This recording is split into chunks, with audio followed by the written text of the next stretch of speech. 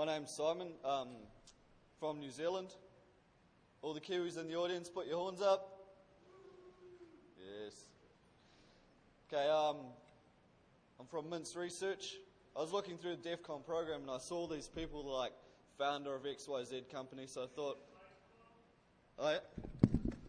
founder of XYZ company, and so I thought, I can be a founder of a company too, so I'm founder of Mints Research. Okay, so the original concept for the contest came about when I was drinking beer at DeepSec with a dude called Rich. We're talking about the PDF Mail2 vulnerability, which had came out, and we got the sample and ran it through VirusTotal, it was all detected. Then we modified it a little bit, ran it through VirusTotal again, and then you got like 2 or 3, maybe 4 engines detecting it. So we thought, this isn't very good. The signatures for this kind of stuff are a bit shit. Then, so we released the idea for the contest that we're going to be running a race to zero at DEF CON. And the media got a hold of it, and they went mad. Some good, some bad, and a lot of sensationalist reporting. So we got the guys from Offensive Computing. They say a golden opportunity for the antivirus industry. Then Trend Micro came along. It will do more harm than good. And Kaspersky, my favourite. What about a live bank robbing contest to test bank security systems?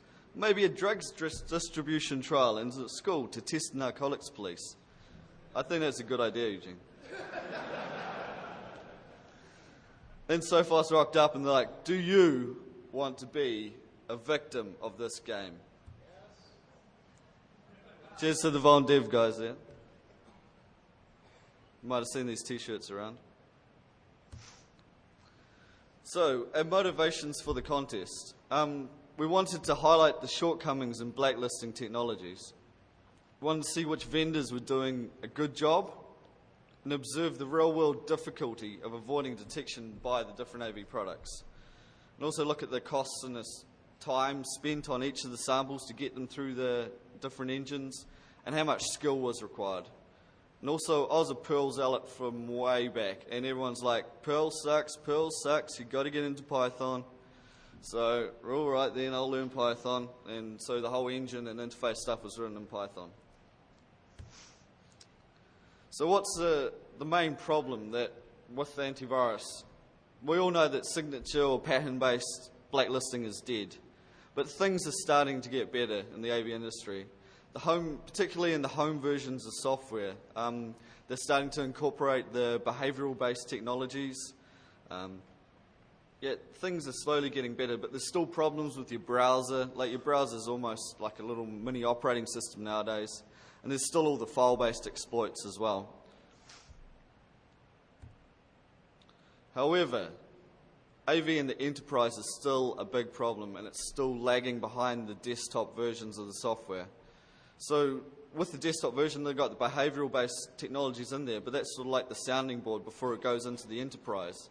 And this is F-Secure have got lots of honeypots all around the world, and they collect, they look at boxes that are sending out malware, and they log the IP address and load it into Google KML, or the key markup language, and then plot it on Google Maps.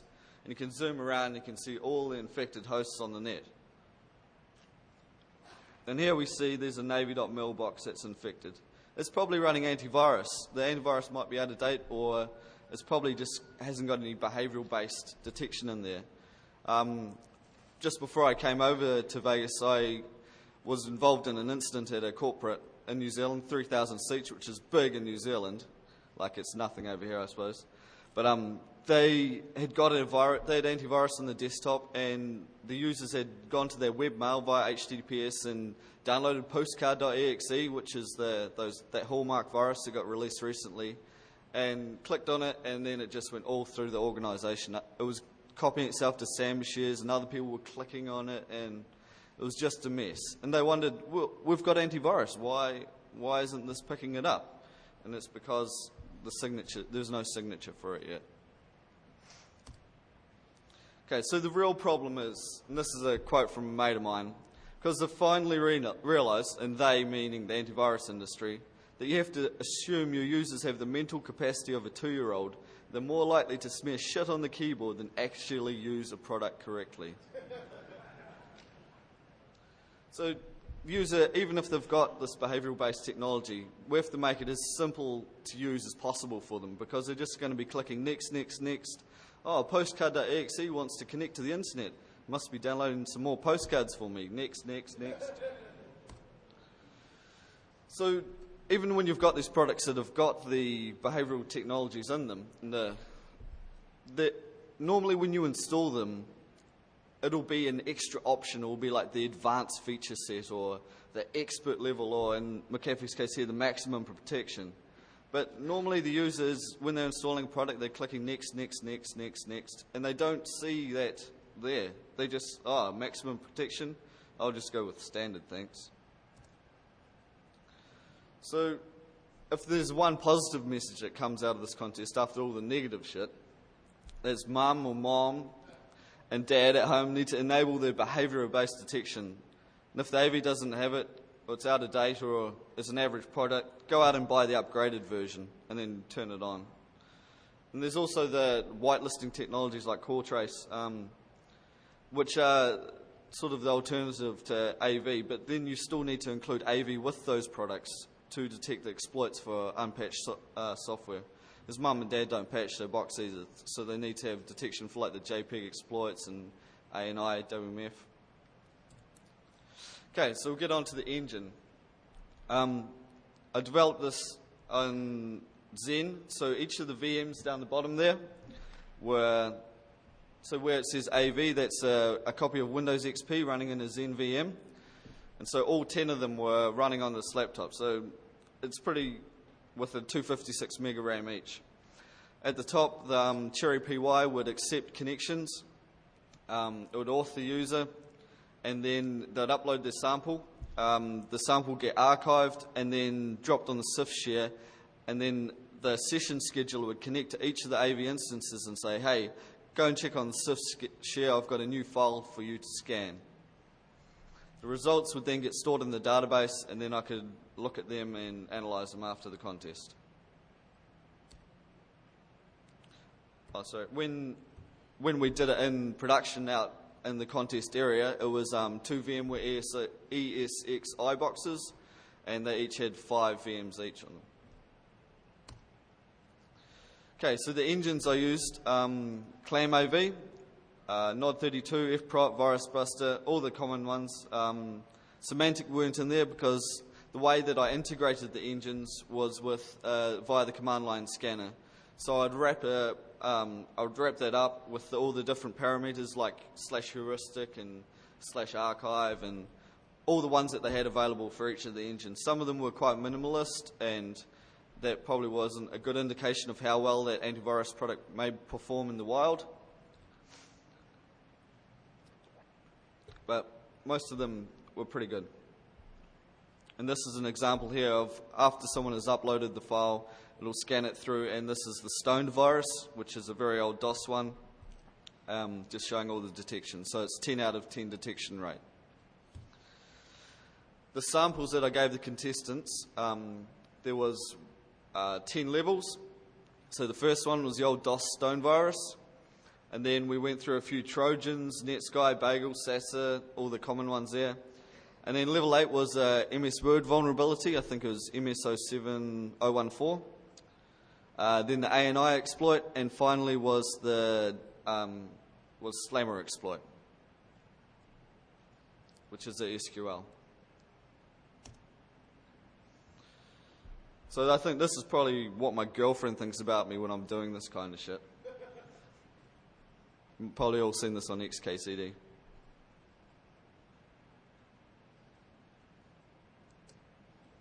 Okay, so were malware or exploits harder to bypass through the engines? With the blacklisting technologies, the malware was, once the teams had worked out the first malware sample, or after Stone. Stone was probably quite hard, and I shouldn't have included it as level 1, but it sort of weeded out the real players.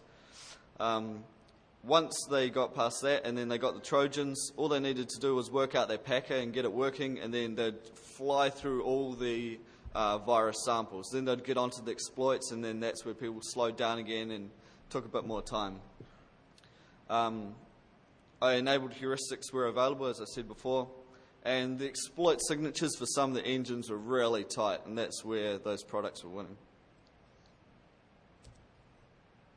Okay, so techniques that the teams use. Team 4919 used a custom Trojan dropper to get through all the virus samples, protected an executable with T, and decrypts and executes it at runtime.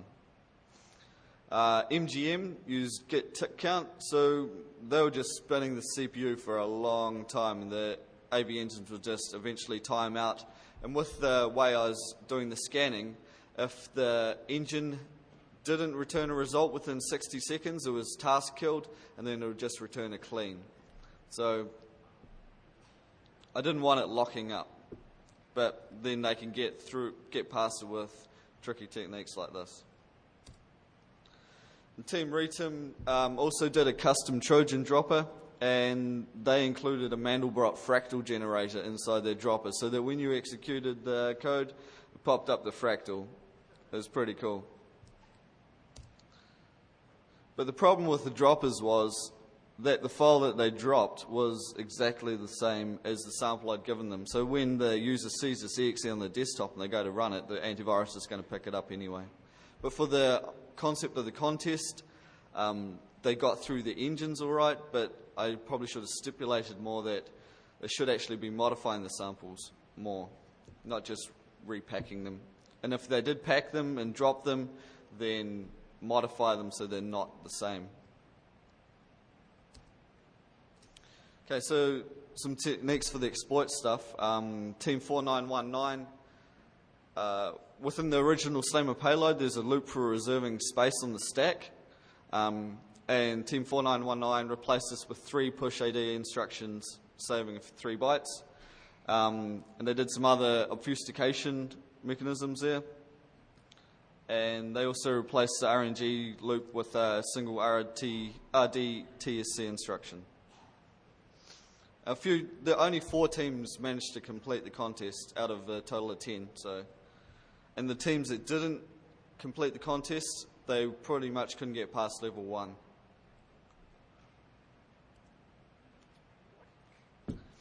So this graph here shows the number of detections for the particular engines. And we can see there that McAfee got 90. I think there was over 200 samples, and McAfee there detected about 90 of them, 90 of the 200. So just under 50%. Okay, here's level 1 with the stone virus. You can see there the fprot. Like I remember when I used to run DOS, fprot was the virus scanner. So it's not surprising that they can detect multiple variants of stone there. Even when people have obfuscated them and re-upload them, fprot was still kicking ass. Netsky.p, again, samples would be uploaded, the engines would scan them. This is the results for level 2 Netsky.p. Trend Micro there did pretty well. Now it gets a bit more interesting when you get into the exploit samples, because if the AV company have written a really tight detection for that sample, then it's going to be bloody hard to get it through all the engines. So if they are targeting the actual exploit, like in the text field, if the like a line here is longer than 255 characters, it's going to be a virus, or it's going to be malicious, because we know it's never going to be any longer than that. So you can see there Kaspersky did really well on MSO 7014 exploit. And one team did get past this, but the problem was with Bitdefender, the Trojan included an executable, and the Bitdefender engine was looking for the MZ header within the Word doc. So Team 4919 couldn't get past that bit. The Kaspersky engine had the actual targeted code for the exploit. So here we looked at the Chicago street sweepers. They had XOR encoded the executable within the Word document, so they bypassed the Bitdefender check that Team 4919 was missing. But then they were hit with the roadblock of Kaspersky, and the they couldn't get past that until they thought, well, maybe Kaspersky's checking the version of the Word doc and also for this and matching that against the check, basically, the length check, which was exploitable. So they then modified the versioning number and got the sample through. But I haven't tested it fully to see if it would work because I didn't have a vulnerable version of Office. And a lot of the teams didn't have a vulnerable version of Office to test it on, so it made it quite hard. Now with the Slammer exploit, this was the hardest level, level 10, and a lot of teams took quite a while to get this one sorted. And see there, McAfee was pretty good on detecting all the variants that they were uploading through the portal.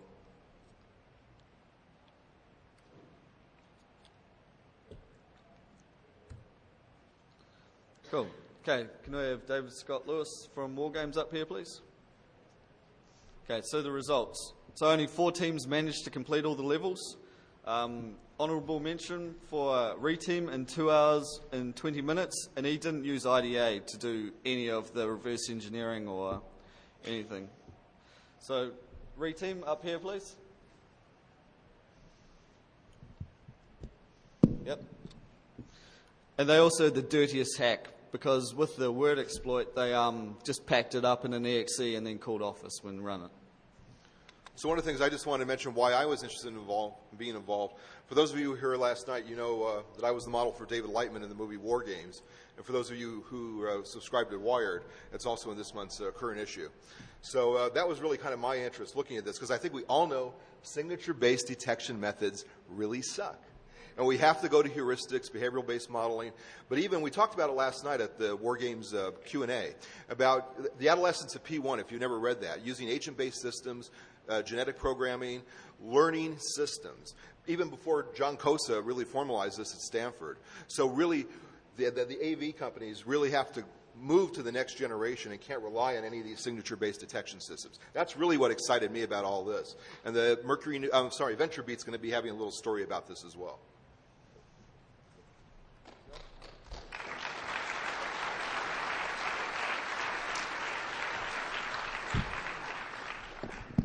Okay, the team most deserving of a bear was a team that included a loop in their dropper looking for the string bear. So can that team please come forward? I can't remember who you guys are, but yep, choice.